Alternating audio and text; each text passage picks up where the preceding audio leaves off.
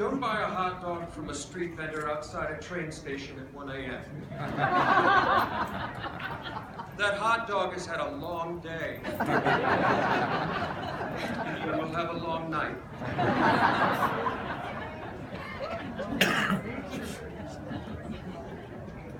Don't drive a car that has a hole in the gas tank, even if you did get the car for free. Idiot. Don't get talked into getting a haircut named after a celebrity. George Clooney. If you know the relationship is over, don't wait another year to do something about it. 3 times with 3 different girlfriends. And finally, lay off the microwave burritos. Now, I understand that last rule may not apply to everyone here. And while the other rules are obviously incredibly valuable, I'm not sure any of you will find yourselves in positions where you need them. The truth is, it's really hard to come up with 50 life wisdom for a group of people who may have next to nothing in common except that they're all wearing the same hat. At least when I give talks at film schools, I know that I share some common ground with the audience, but even then the common question I get is, how do you become a screenwriter? And the honest truth is, I have no idea. I didn't go to film school. I never really planned to become a screenwriter. I saw my dad in a community theater play when I was 4. I decided I wanted to be an actor because it was something I knew he liked to do. And then when I was 12, I saw Butch Cassidy and the Sundance Kid, and I decided I wanted to be Robert Redford. Spoiler alert, that didn't happen. Nor did I become George Clooney. But by the time I was in high school, I figured out that performing was a pretty good way to get noticed by girls, and it gave you a chance to talk about something with them if you did. And so I got on stage every chance I could, and somewhere along the way I became fascinated with how really good plays and films work.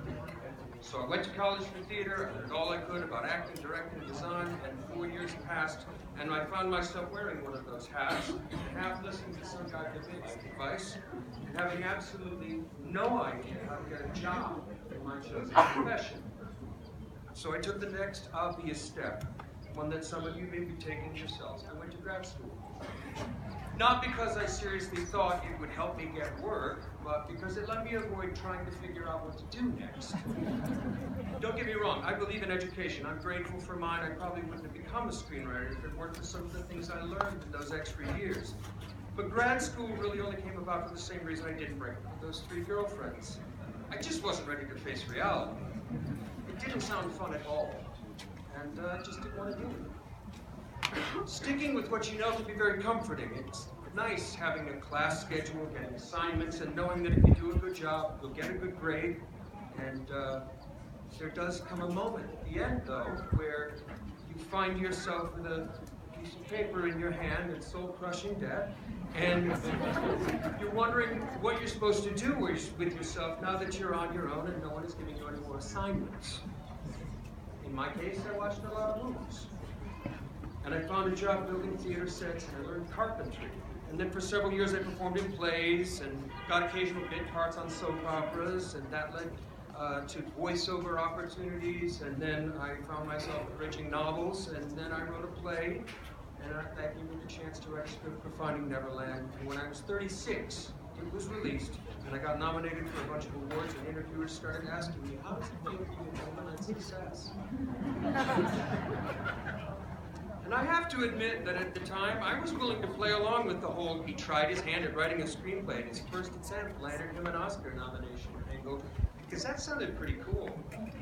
But the truth is, even if I had told the reporters all that other stuff I just told you, I doubt they would have written it that way, because it just doesn't make as good a story. The thing is, our country is obsessed with these overnight rags to riches, discovered at the soda fountain, built an empire in his garage, dollar in a dream stories. Like the one about the kid who became a billionaire after coming up with a computer program to attract the hot girls in his college. Or the girl who auditioned for the first American Idol just on a whim.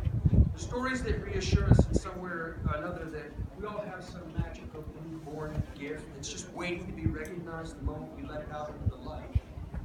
And it's not healthy, because for most of us it takes a good long time and a lot of failure before we find out what we really want to do. And also it glosses over the hard work that I'm sure Mark Zuckerberg spent as a kid obsessing about computers, and that Kelly Clarkson spent practicing songs alone in her room. In my business, Orson Welles is famous for having directed Citizen Kane at 26, but no one mentions that he started working in the professional theater when he was 16, and he obsessed about it for years before that. And Herman Mankiewicz, who wrote the screenplay with Welles, was 44, and without his experience, I doubt that Citizen Kane would top anyone's top 10 films list.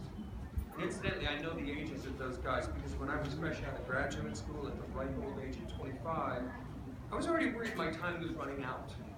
And I should have gone straight off to LA instead of going to learn about Shakespeare and Moliere and all that crap. I found myself making these vaguely desperate age comparisons to every wunderkind actor, director, novelist, musician, and painter I had ever heard of, from Mozart to Grandma Moses, and wondering if my time to make any sort of mark in this world was running out. Not because I thought I was a wunderkind, but because I had become accustomed to the notion that wunderkinds were the norm, and if I didn't make it by a certain age, I probably never would. I should just stop trying. Now, it is true that there is something of a war of attrition in any field that's worth pursuing. Every year, thousands of graduates flood into Wall Street internships, hoping to be investment bankers, just like thousands of others go to LA with their screenplay in their hands, hoping that they're going to sell it. And when the screenplay doesn't sell, or the internship doesn't lead straight to a paying job, a lot of those people get discouraged and move on to something else, which is fine. Because if you aren't stubborn enough to stick it out after that first setback, and you really don't get enough pleasure in that work that you want to keep trying, you're probably in the wrong business. I was stubborn. I did stick around. As it turned out, I wasn't a great actor. After putting in all those years learning the craft, I came to realize I was much better at imagining the way scenes should play out than I was at performing them myself. But I wouldn't have learned that if I hadn't put in all those years. And I wouldn't have had the skills to become a screenwriter if I hadn't dedicated myself to becoming an actor first. I've heard it said that in order to become successful, you need to do one thing really well. And I think to some extent that's true, at least to stand out initially. But in order to become really good at almost anything, you need to really learn to do a little of everything that it's associated with. Say you love to cook and you dream of owning a restaurant someday, well, you also need to know how to run a business, manage employees, deal with the public. It can sound like a lot, overwhelming. You make you wonder if you even want to try. After all, it's going to take years to learn all that stuff. And what if you realize you don't like running a restaurant? Well, at the very least, you'll have learned to run a business, manage employees, deal with the public, all of which are important skills to apply to 100 different careers. But it's that first step, really, that's the hardest, admitting to the world that you have that dream. Because it's too easy for even well-meaning friends and family to shoot those dreams down. The truth is, I knew how much I enjoyed writing by the time I was a teenager, but I always felt 1,000 times more vulnerable sharing what I had written than standing on stage saying what someone else had said. And so for the most part, I kept my writing to myself. When I was in grad school, I did get the nerve up to perform some of my own writing in class, but I was nervous, so I didn't tell anyone besides my acting partner that I had written the scene. And when we finished performing, there was a beat of silence, and then my professor said, well, it's obvious that neither of you has any idea what this author is trying to say. Now, there are two lessons that I take from that day. One was that while I was probably nervous and blew the scene, I probably also should have taken the whole thing as an early cue that I was more a writer than I ever was an actor.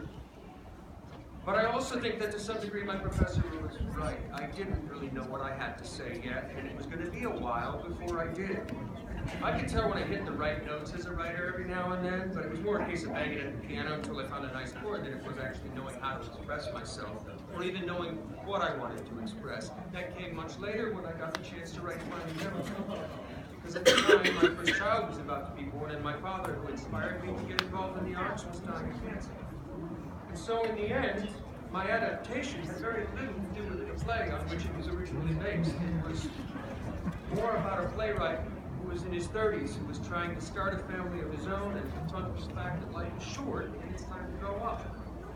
Now my big message to you today is not it's time to grow up. I don't want you to have to do that now. And